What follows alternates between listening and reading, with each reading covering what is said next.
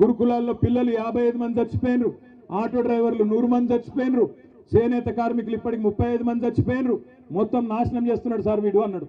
అంటే మరి క్యా కర్నా, ఏక్ ఓటు కా సజా 5 సార్లైనా మహమూద్ భాయ్ అన్న నేను, ఒక ఓటు శిక్ష 5 ఏళ్ళు కదా అన్న నేను.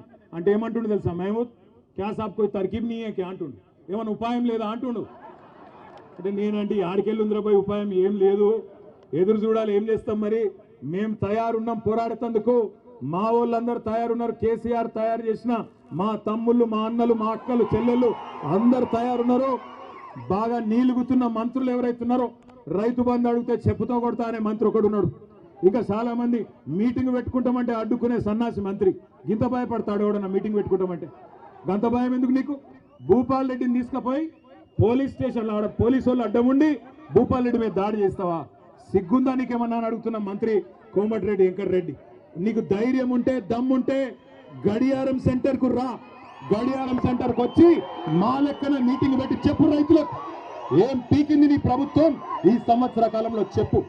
ఉత్తమ్ కుమార్ రెడ్డి, కోమటిరెడ్డి వెంకటరెడ్డి పెరిగిన ఆకారాలు మాత్రం బాగా పెరిగినాయి, అహంకారాలు బాగా పెరిగినాయి, కానీ పీకిందేమీ లేదు నల్లగొండకు.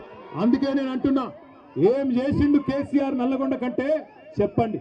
వరి ధాన్యం ఉత్పత్తిలో తెలంగాణను దేశంలో నెంబర్ 1 చేస్తే నల్లగొండను రాష్ట్రంలో నెంబర్ 1 చేసిండు కేసీఆర్. ఒకటి కాదు 3 మెడికల్ కాలేజీలు సూర్యాపేటలో, నల్లగొండలో, యాదాద్రిలో కట్టించింది కేసీఆర్.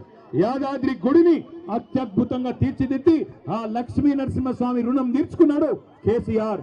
తామర చెర్లలో అద్భుతంగా మొత్తం తెలంగాణలోనే అతి పెద్ద విద్యుత్ ఉత్పత్తి కేంద్రం కట్టించింది కేసీఆర్. చెప్పుకుంటా పోతే ఒకటి రెండు కాదు ఎన్నో పనులు చేసినాం. దమ్ముంటే క్లాక్ టవర్ కు రా, మా భూపాలన్న వస్తాడు, మా జగదీశ్ అన్న వస్తాడు, వాళ్ళు నీ సంగతి చెప్తారనే మాట కూడా నేను తెలియజేస్తా ఉన్నా నల్లగొండ రైతు బిడ్డలకు. ఎందుకంటే మనం ఆఖరికి మనం హైకోర్టు కూడా ధన్యవాదాలు చెప్పాలి, మనకు న్యాయ వ్యవస్థకు ధన్యవాదాలు చెప్పాలి.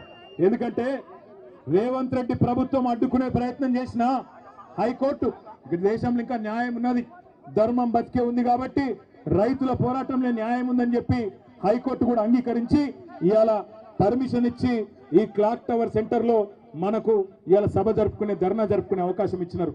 ముఖ్యమంత్రి రాజ్ భవన్ ముంగట ధర్నా చేస్తేనేమో ఏం కాదట, ట్రాఫిక్ అంతరాయం కాదట. మరి ఇక్కడ క్లాక్ టవర్ కాడ మనం ధర్నా చేసుకుంటే మాత్రం నల్లగొండ రైతు బిడ్డల కోసం ఇక్కడ చాలా ఇబ్బంది అవుతుందట, వెంకటరెడ్డికి చాలా ఇన్కన్వీనియన్స్ అవుతుందట, అందుకే పర్మిషన్ ఇయ్యరట. కానీ నేను గుర్తు చేస్తా ఉన్న పోలీస్ అధికారులకు, జిల్లా